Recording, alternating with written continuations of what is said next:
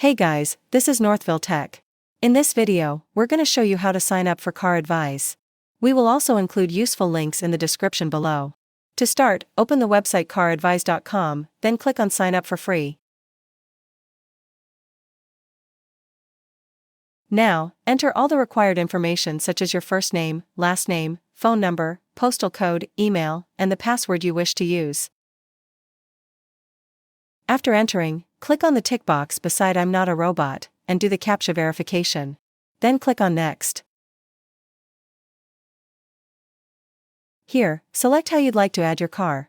You have three options, either through license plate, VIN number, or manually. If through VIN number, you need to provide your car's VIN number and its mileage. If manually, you need to provide all the required info about your car.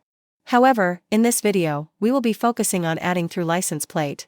So to add using this method, you just basically need to enter your car's license plate number, state, and its mileage. And now your account has been created. That's how you sign up for CarAdvise. Thank you so much guys for watching.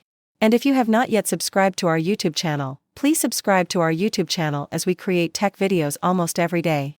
Also, check out our website northvilletech.com for great tech articles, and our recommended resources in the description below for various sign-up bonuses.